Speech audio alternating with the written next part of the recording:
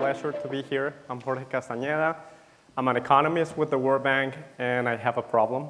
I need your help with this. This is going to be like a therapy session. Hear me out. So every time I go in the office, I have this nasty behavior, this nasty habit of going through people's trash. Yes, it's pretty bad, I know. It could be illegal, I know. Anyhow, at the bank, hear me out. At the bank, we have these beautiful bins, 4 different types, well-designed, color-coded. They have the shape of the waste that you're supposed to throw in. It's just perfect. And every time I go in the compost bin, I notice that there's a plastic cup. It drives me crazy. So that's the real problem. How or why people that have the right access to the right infrastructure, resources, knowledge, information, they have the motivation, they have the incentives, they even have the intention, still fail to do or to engage in these sustainable behaviors. I'm going to show you an intervention that we did at the home of this little fella right here in the Patagonia to incentivize recycling rates for households. This is the work that we did with the municipality of Trelew, city in southern Argentina, and with the support from the German Institute for Development and Sustainability. Okay, let me walk you through the process. So first of all, what's our challenge? What's the behavior we want to try to change? Trelew is the commercial and economic capital of southern Argentina. It has a population of about 250,000, and it has the right solid waste management system. It's very complete. There's a subsidized fee for the collection. Also, there's a convenient collection system. They pick up your trash every single day in front of your house, and on Thursdays, they collect also the recyclables. And on top of that, they also have satellite collection points for special trash, special waste, and there's a rehabilitated landfill that was supported by the World Bank, and also a recycling plant. Still, when we measure the waste that gets to the landfill, we notice that 40% of that waste was recyclable. So it could be recovered. And when we measure the trash that gets, or the recyclables that get to the recycling facility, we notice that only 3% of it is recovered, meaning that it doesn't arrive in the right conditions. So we have a problem, and we have a very well-defined target behaviors we want to try to change. The very first one is try to separate the dry waste from the wet. That's how they label it. Dry meaning recyclable, wet the rest. And then second, dispose of it on the right day of the week.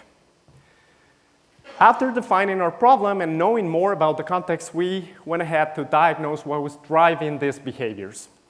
We implemented qualitative and quantitative research. We interviewed stakeholders, households, experts, and we also conducted a survey for households. And we found out that there were 3 main barriers. The very first one is that people forgot the waste type. What is considered dry, what is considered wet, and also what's the collection date. After that, we also noticed that people had this inconvenient factor, this hassle factor was affecting their decision making. They felt that the recyclables smelled bad, they needed to clean them, they didn't have the right storage in their house to be able to sort their waste, and so on and so forth.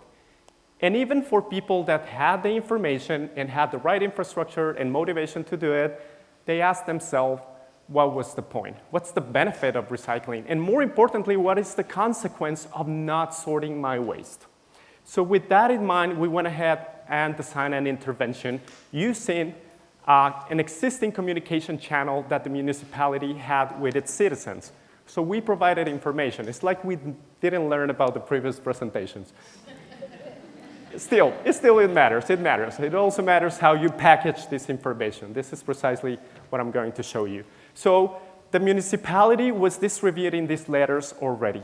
So what we did was design a letter that is inspired by behavioral insights and that is tackling all of the barriers or most of the barriers that we identified.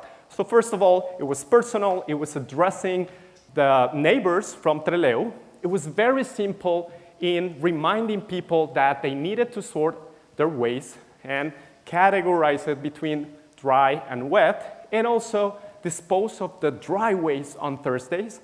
Next, it made very clear and salient the consequences of recycling and also the consequences of not doing it. It was going to be a problem for future generations in terms of pollution. And lastly, we made it reciprocal because we provided these calendars to remind people of the right day in each week that they were supposed to dispose of their waste. Lastly, we also included some quotes from the recycling plan workers, making it a little bit empathetic just by reminding them that it was a hard work, it's a hard job to try to separate very nasty recyclables. So please clean it. That was the main message. Okay, in terms of implementation and evaluation, how did we measure success? How did we measure impact? We did a randomized control trial, a field experiment, randomized between a control or contrast group that didn't receive any materials and a treatment group that did receive the letter and the calendars. We did this at random, 400 street blocks, 200 to each one of the groups. And then, more importantly, this is the root of my problems. This is where I picked up that nasty habit. We collected the waste for all of these residential areas. And we opened each of these bags. We identified if people were sorting their waste. We measured the weight and the volume. And that's precisely what allowed us to assess the impact. We did this 2 weeks after the distribution of the materials and also 6 months after. What were the results? So first of all, we managed to confirm that separation at source was very low in Trelew. Only 1 out of 10 households sorted their waste correctly. But with the treatment, with the communication materials, we managed to increase it to 17%. That's 2 weeks after the distribution of materials. What happened 6 months after? Control stays the same, nothing happened, but then the treatment even increased a little bit. So there's evidence of habit formation, the right habits, not the nasty ones.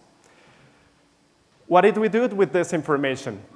So, of course, long-term effects. We also measured the cost of doing this intervention, 55 cents of a dollar per participant. These are the costs in terms of printing and distributing the materials.